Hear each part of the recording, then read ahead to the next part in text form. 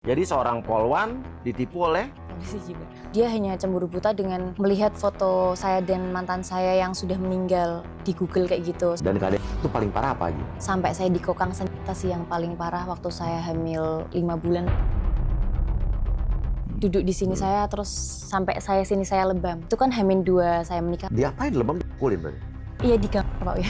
Tapi dia duduk di Iya perut. duduk di sini terus sambil ngomong, lo harus tahu gue ini mafia. Apakah saya ini seperti ini pantas buat di PTDH? Iya PTDH, tapi sedangkan pelakunya kok malah bisa sekolah inspektur polisi. Anakmu bu, yang kurang ajar sama saya. Kurang baik apa saya sama anakmu bu? Hah? Masih aja nyakitin saya kayak gini. Lihat ini. Di samping saya ada seorang wanita.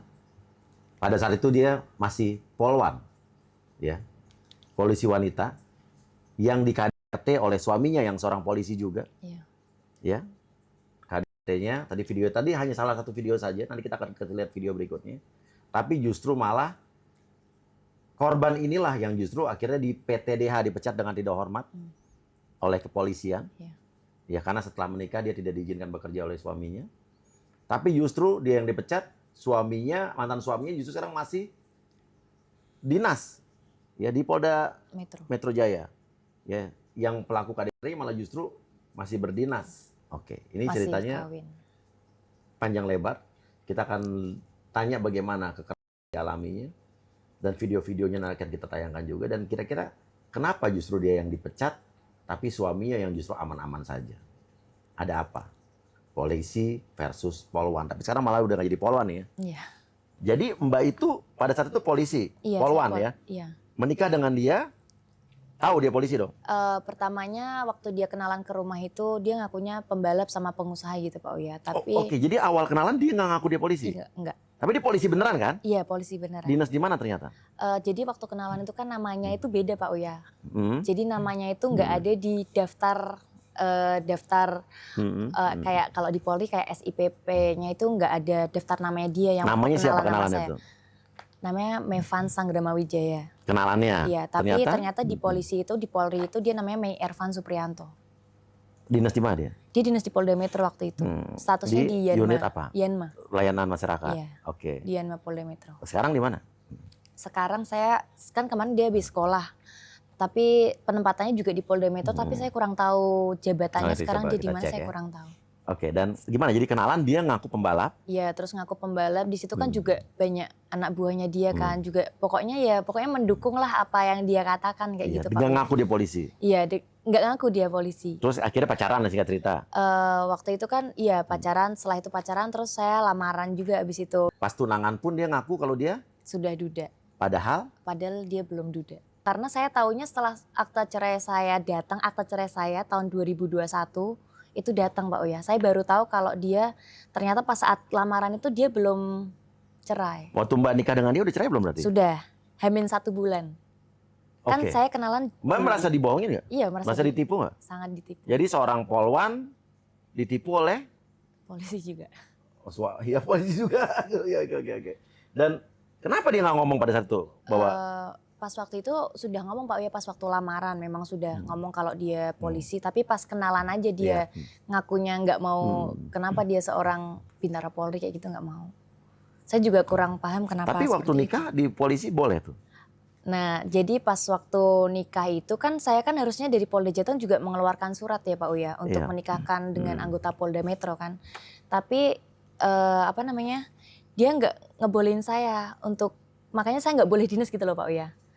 Karena nanti takut dia statusnya masih kawin. Kan kalau saya tahu status dia masih kawin, otomatis saya juga nggak mau dong Pak Uya mau Oke, jadi lanjutin Mbak sama merasa dia. dibohongi. Iya. Sejak kapan KDRT terjadi? KDRT-nya sejak H-2 pernikahan Pak Uya. Gara-gara apa yang H-2 pernikahan? Itu ngelihat foto saya di Google kayak gitu dengan mantan pas saat saya dimakamkannya kan di TMP, pas saat saya pakai kerudung di TMP kayak gitu, terus ada berita ternyata ada salah satu calonnya yang poluan kayak gitu. Oh, mantan pacarnya Mbak Iya, juga polisi. Meninggal apa dulu?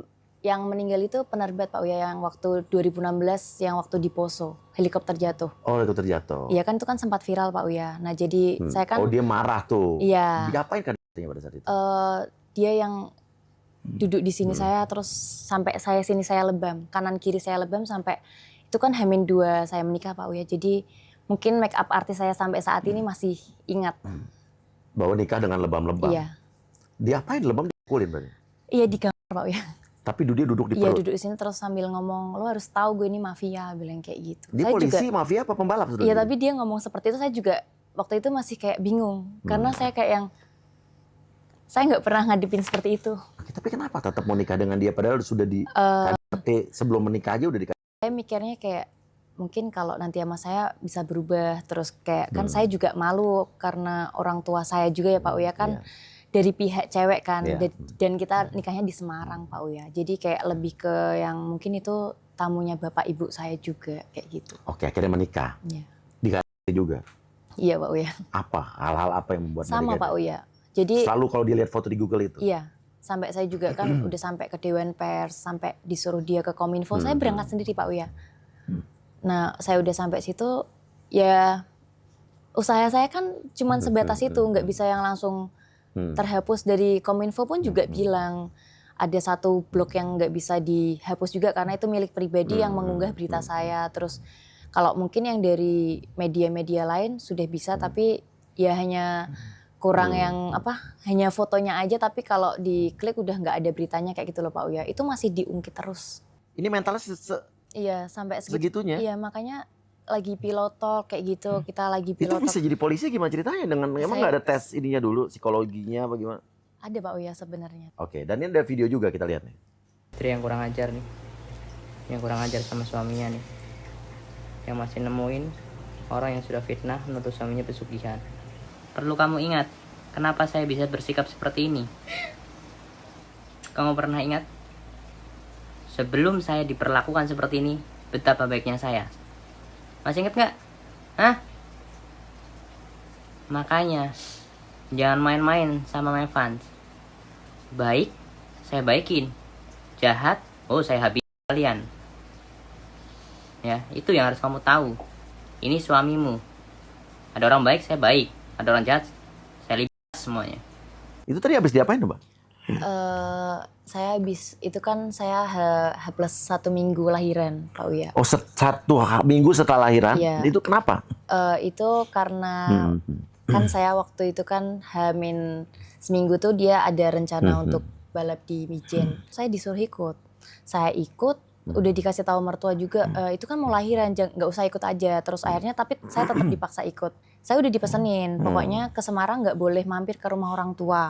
Saya kan mau lahiran, masa saya nggak ngomong sama orang tua saya. Akhirnya Ke rumah orang tua. ke rumah orang tua cuman 15 menit dan saya tuh nggak sempat duduk ataupun apa. Saya ke rumah, saya minta maaf, saya minta restu, saya mau lahiran kayak gitu karena udah flag kayak gitu Pak Uya. Terus abis itu langsung saya ke rumah sakit. Terus habis itu H+1 dia baru nanyain ke saya di kamar, lagi benar-benar di kamar berdua kayak gitu.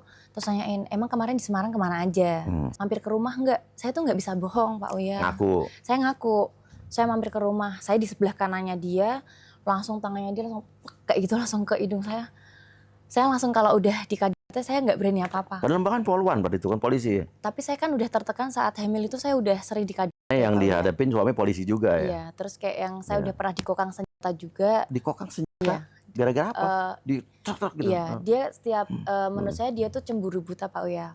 Mungkin kalau emang saya melakukan kesalahan atau memang saya selingkuh atau gimana pun, saya ikhlas buat dilakuin seperti itu. Tapi saya nggak pernah ngelakuin seperti itu. Dia hanya cemburu buta dengan melihat foto saya dan mantan saya yang sudah meninggal di Google kayak gitu. Nah, video tadi itu, kamu masih jadi poluan tadi? Masih Pak Uya.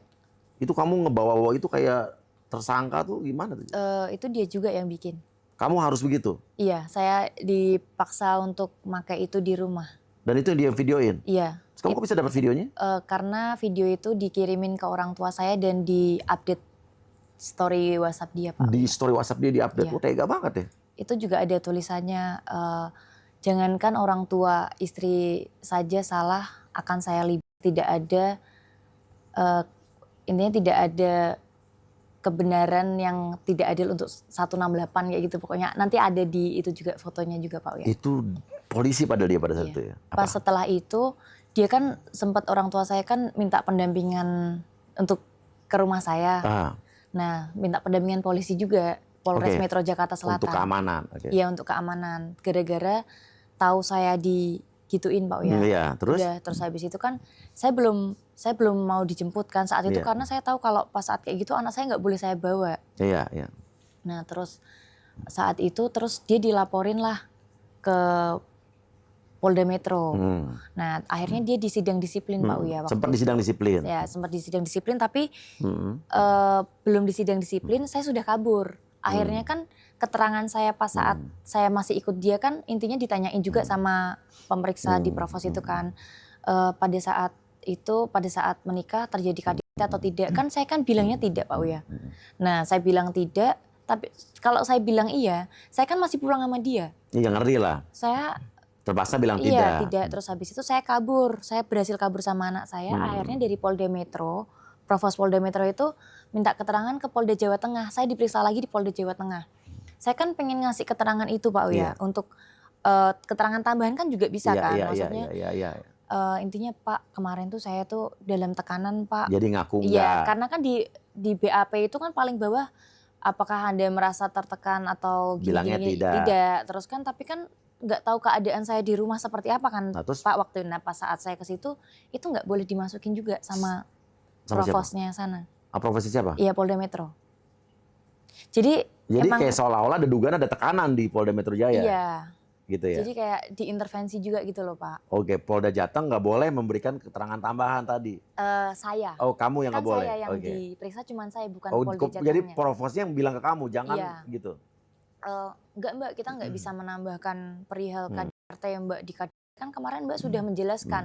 Loh Pak, saya kan dulu kan dalam keadaan tertekan Pak di sana. Saya kan harus pulang Provosnya nggak sama mau dia. dengerin Mbak nih. Iya, Nah, itu perlu masih kan nama Provosnya siapa? ingat Pak. Siapa?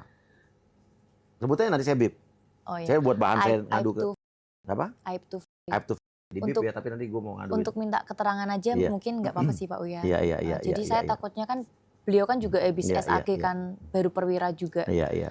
Saya takutnya kan dia kan juga pasti dalam tekanan komandannya Iya, lagi. iya, Ada iya, KAUR. iya, iya, KAUR-nya iya, saya juga iya. masih ingat Ngerti. Pak. Siapa tuh? Dulu AKP. Oke. Terus pas saat itu kan terus dia di sidang disiplin kan Pak. Terus dia membawa berita ke Polda Jateng kalau dia tuh ngebukin saya, dia ngajakin saya tuh gara-gara ngelihat saya apa namanya? Video saya sama mantan saya lagi melakukan hubungan suami istri. Sumpah demi Allah saya nggak pernah Nggak melakukan pernah itu ada. Pak. Dia ngakunya gitu bilangnya. Iya, bilangnya untuk ke Polda Jatengnya. iya. Jadi untuk kenapa dia KDRT saya seperti itu Pak. Tapi harusnya Pak, kalau memang dia melihat kalau dia Ada kayak gitu buktinya kan dong. harusnya dia juga nggak bodoh juga kan. Iya, Apalagi zaman iya. sekarang kalau laptopnya rusak bisa juga dia Iya, videoin iya, pakai iya, HP kayak gitu kan Pak. Itu nggak ada sama sekali. Iya. Akhirnya kan yang ditekan kan saya coba cari ke email kamu, coba ke laptop kamu. Tapi kan dia bilangnya laptopnya sudah pecah. Malah Padahal- kamu yang ditekan ya. Iya, terus laptopnya padahal belum pecah. Saya tahu sendiri, saya tahu yang nyimpen juga. Terus coba cari di email kamu. Email saya pas saat kejadian saya digugurkan itu langsung dibawa sama tim IT-nya dia dan Iya, diganti iya, iya. sama tim IT-nya dia passwordnya Pak Uya. Oke. Jadi kayak saya yang ditekan dari Polda Iya, iya. Jateng kan saya akhirnya dari Polda Iya, Jateng iya, nggak suka iya, sama iya, saya iya. semua kayak gitu Pak Uya. Jadi kayak yang Oke. karakter kayak gitu Pak Uya. Oke, dan keadaan itu paling parah apa aja? Sampai saya dikokang senjata sih yang paling parah waktu saya hamil 5 bulan Pak Uya. Di kokang sih gara-gara foto itu lagi. Iya. Jadi dia tuh dan terus dia karena ngapain iseng lihat foto gitu? Iya. Kalau nggak boleh kenapa dilihat?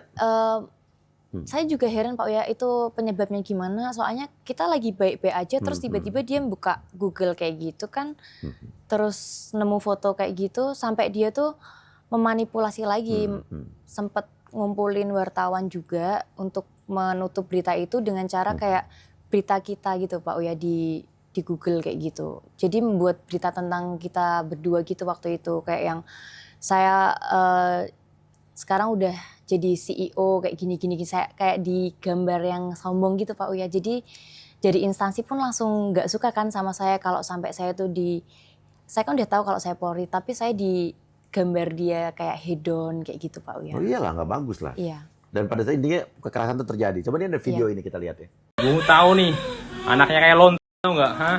Bener sih, ngomong kamu lonte ya. Bener. Karena kelakuan kamu memang kamu memang tuh. Malu-maluin ibumu sama bapakmu yang haji tau nggak, anjing tau nggak? Itu kenapa? Gara-gara apa itu? Itu gara-gara kan dulu pas waktu saya awal menikah itu kan dia bilang pokoknya kita nggak usah ya bahas-bahas masa lalu atau apapun, kita ilangin semua. Jadi semua media sosial saya Pak Uya, sampai dia tuh sampai rela bawain satu tim IT dia dari Jakarta untuk menghapus. Dulu kan saya kan juga kebetulan influencer juga Pak Uya pas waktu di Semarang. Udah banyak followersnya kayak gitu. Saya juga pokoknya adalah untuk membuat konten-konten kayak gitu Pak Uya. Terus dia minta hapus permanen semua. Jadi semuanya dihapus, email diganti, Line dihapus, WhatsApp semua diganti, sampai HP diganti. Terus setelah itu pikir saya kan ya udah ya kita mulai dari nol semua. Nah pas saat saya di yang saya dikatain lontar kayak itu, dia tuh tiba-tiba kita lagi megang laptop masing-masing. Di atas ada banyak karyawan, pas waktu itu kan COVID Pak Uya. Nah itu dia produksi masker.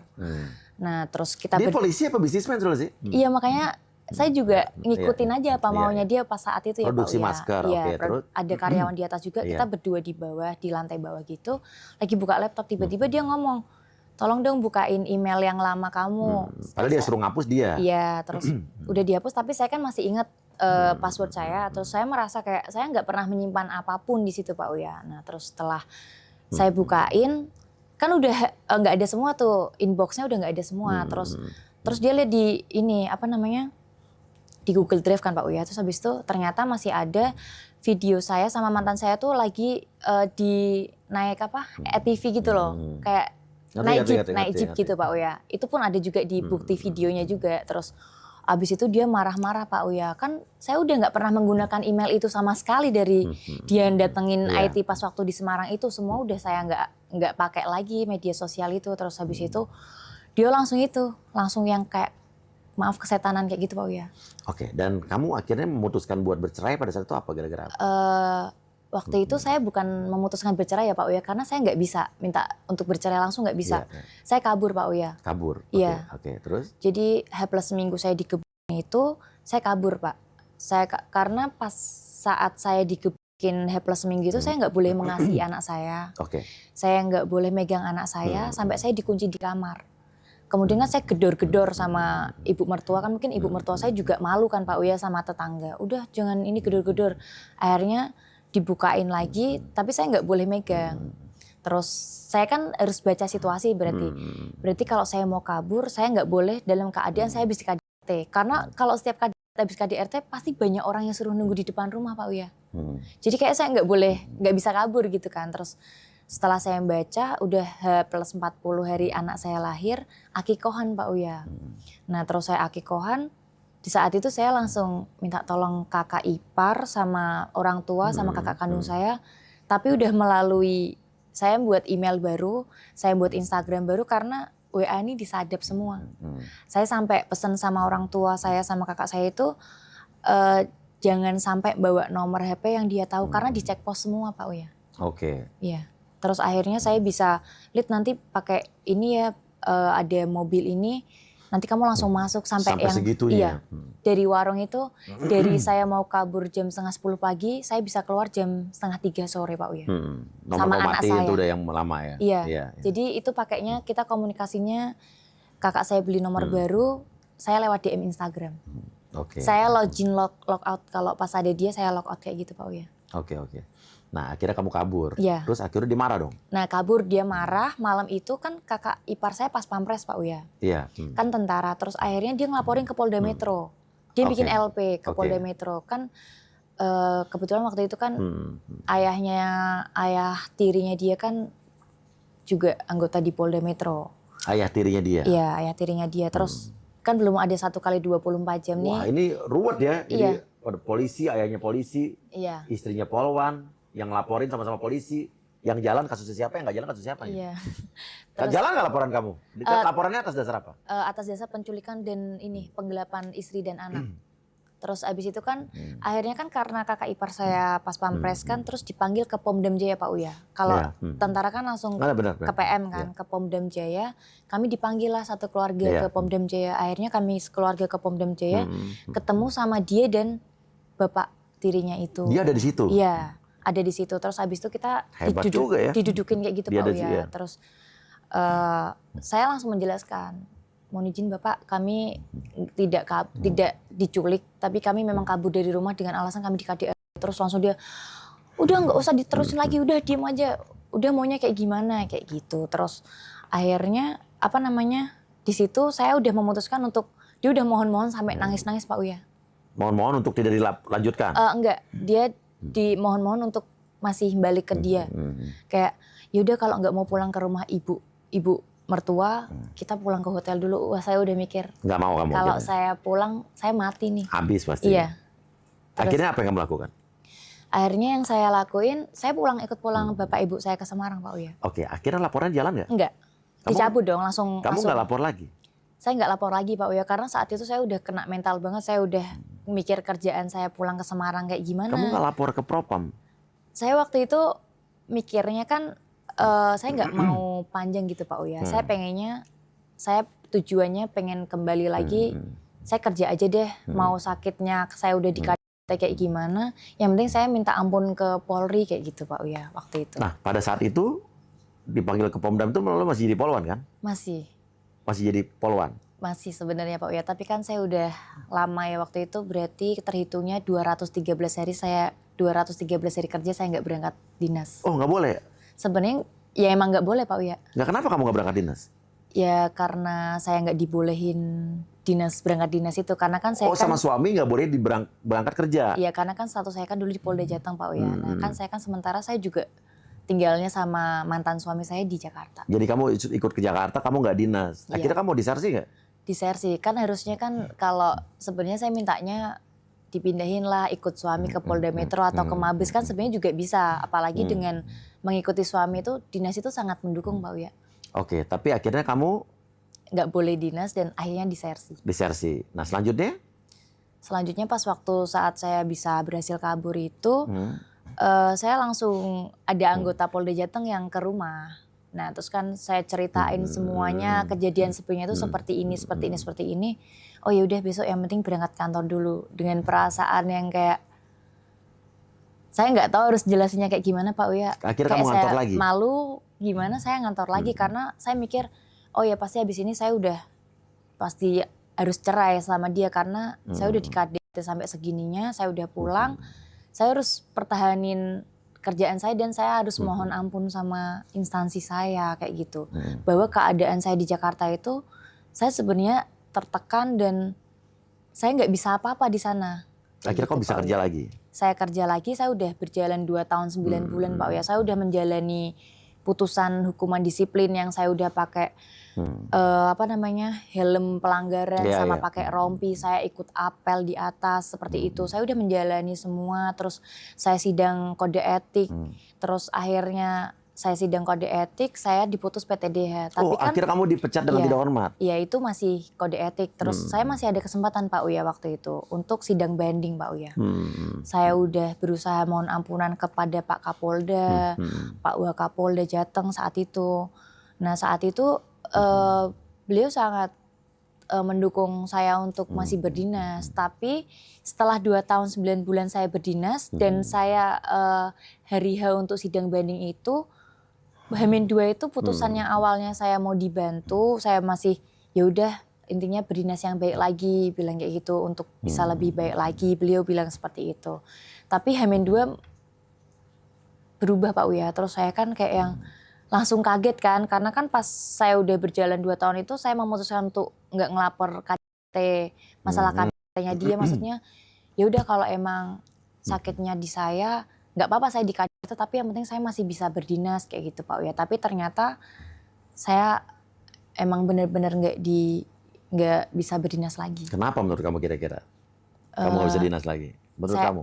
Saya mikirnya kayak mungkin kayaknya ada yang intervensi, karena kan semua pemeriksa yang di situ kan udah alhamdulillah udah tinggal berdoa aja pas hari H seperti itu Pak Uya. Kayak karena kan dulu saya awal kan juga waktu saya penempatan saya dinas di Propam.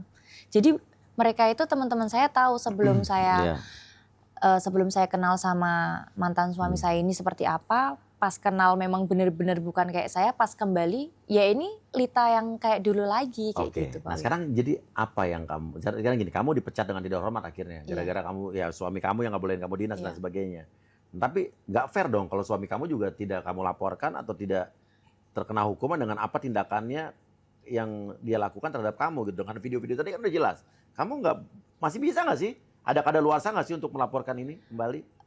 Kalau pidananya sudah kadaluarsa ya Pak Uya, Iya. tapi kalau untuk perilaku seorang anggota Polri itu sepertinya nggak akan kadaluarsa ya Pak Uya. Karena saya juga pengalaman saya juga dinas di Propam juga pasti kenapa seorang anggota Polri berperilaku seperti itu. Terus akhirnya kemarin saya juga mencoba untuk mengadukan ini. Yang pertama saya mengadukan tentang KDRT saya, tentang perilakunya. Ada Pak ini Kemana? ke Mabes, ke Yaduan Mabes Iya, Polri. Mabes Polri. Iya. Oke, terus? Terus habis itu kan terus saya kan minta petunjuk. Kan saya kan membaca membaca juga kan ada perkap yang mengatur tentang peninjauan kembali Pak Uya. Jadi peninjauan kembali tentang masalah saya itu Pak Uya. Apakah saya ini seperti ini pantas buat di PTDH? Iya PTDH, tapi sedangkan pelakunya kok malah bisa sekolah inspektur polisi, sekolah Oke. perwira. Sekolah perwira ya. Iya, terus akhirnya ya itu dia masih bisa sekolah. Apa dan, hasil dari laporan kamu kemarin di Mabes? Baru nih? Baru kemarin tanggal 7 sama 8 Januari Pak Uya. Kemarin yang waktu yang KDRT itu bilangnya udah turun ke Paminal sih Pak Uya untuk Nanti saya dilidik. cek ya. Iya boleh Pak Uya. Terus kan ini kan kayak besar harapan saya. Mungkin kalau dari Komisi 3 kenapa sih Mas Uya juga nggak ke Komisi 3 aja? Kan saya taunya Mas Uya di Komisi 9.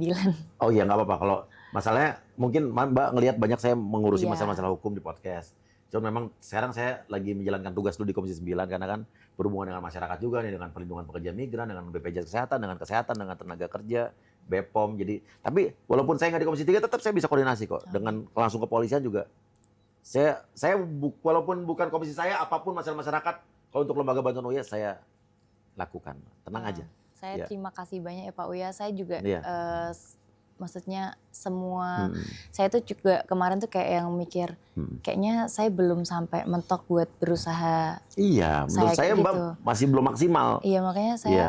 kayak kebayang-bayang saya juga masih sering kayak terganggu sih Pak Uya untuk keseharian saya kayak yang lebih nggak kerja kayak gitu sampai kepikirannya sampai parah banget. Jadi saya harus mungkin saya kayak butuh ke psikolog juga. Saya masih Oke. juga saat ini Iya. untuk kebantuan psikolog buat keseharian saya Oke. biar saya lebih baik gitu Paham. Pak Uya.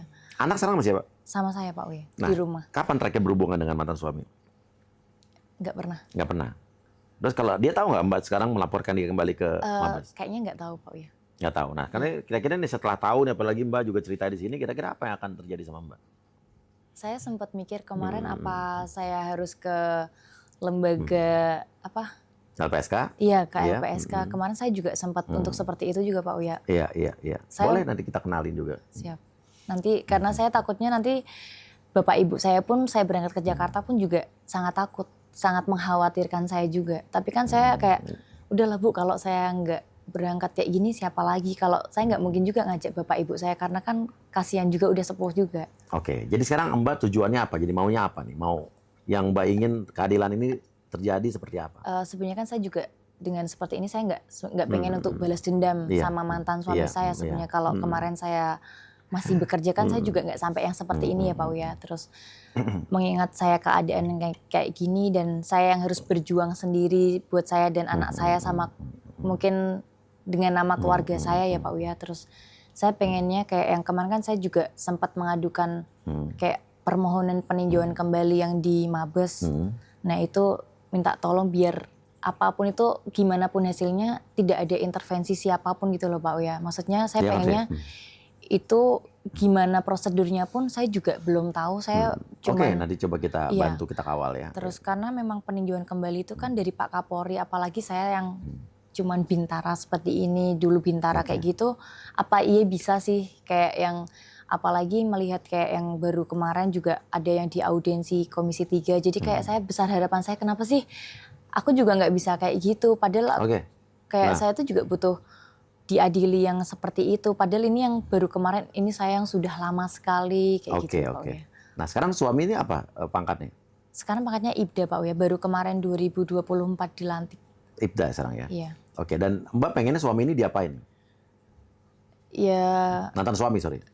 mantan suami, ya sebenarnya ya dari itu Pak Uya, makanya saya maksudnya nggak mau balas dendam, tapi ya udah saya minta saya yang diadili seperti apa, dia juga diadili seperti apa. Oh, dia juga harus ibaratnya perilakunya Iya, secara kode etik. iya. Ya, mungkin di dalam kepolisian Propam udah lapor berarti kan? Saya udah, itu kan di Propam kan di Propam Mabes. Yanduan itu Iya, Pak iya, Uya. iya, oke. Dan sekarang apa yang Mbak ingin katakan mungkin sama Kapolri, sama mungkin sama Kadif Propam, sama siapa? Mohon izin Bapak, saya siap salah. Hmm. Saya merasa bersalah juga, tapi saya mohon keadilan untuk saya dan anak saya dan keluarga saya atas perilaku mantan suami saya, dan sampai saya akhirnya di PTDH dari instansi Polri. Dan saya merasa tidak adil. Saya sebagai seorang perempuan, seorang ibu, seorang korban KDRT, sampai saya di PTDH, tapi yang melakukan KDRT masih bebas dan masih berdinas dengan baik, bahkan bisa sekolah perwira. Demikian itu Bapak, mohon izin saya siap salah Bapak. Oke, mudah-mudahan ini ada titik terangnya, ya. Dan nanti kita akan teruskan ini juga kepada instansi yang bersangkutan, ya, kepada pimpinan-pimpinan yang bersangkutan juga, mungkin nanti dari Propam, dari Polda Metro Jaya, gitu kan, dari Polri juga, ya, mudah-mudahan ada titik temunya ya. Amin. Tapi Terima kamu kasih. siap kalau kamu nanti dipanggil lagi berdasarkan laporan kamu akan menceritakan apa adanya, tidak ada lagi yang namanya dibuat tekanan-tekanan ya. Siap Pak Uya. Kamu ceritain semua dan bukti-bukti udah jelas sebenarnya, dan saya juga sudah pegang bukti-buktinya, ya. Oke, dan terima kasih. Mudah-mudahan atau mungkin buat mantan suami kamu ada yang ingin kamu katakan? Nggak ada. Masih tetap trauma Pak Uya, ke Oke. Jakarta aja masih tetap Iya. takut. Oke. Ya udah, terima kasih banyak. Mudah-mudahan ini jadi pembelajaran, dan saya pengen kepolisian juga menyikapi podcast ini dengan bijaksana, bahwa tidak ada maksud sama sekali buat kita menjatuhkan institusi Iya, apapun.